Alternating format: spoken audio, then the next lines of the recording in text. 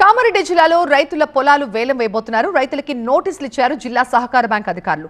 Bank నుంచి రుణాలు తీసుకుని బోర్లు వేశారు నర్సులాబాద్ రైతులు. బోర్లో చుక్క నీరు పడకపోవడంతో పంట వేయలేక అప్పుల ఊబిలో కూరుకుపోయారు. అయితే రుణాలు సకాలంలో చెల్లించకపోవడంతో బ్యాంక్ నోటీసులు జారీ చేసింది.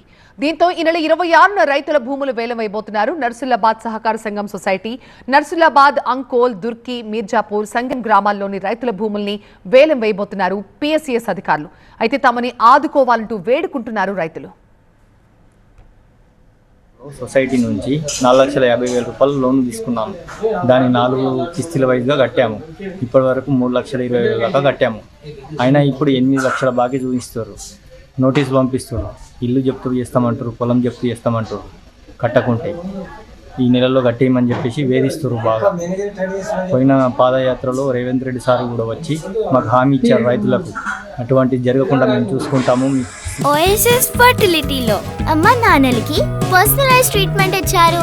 In the good hands of science. Mummy daddy అవ్వాలంటే ఓఎస్ఎస్ కి కాల్ చేయండి. సహాయం చేస్తామని కూడా చెప్పారు.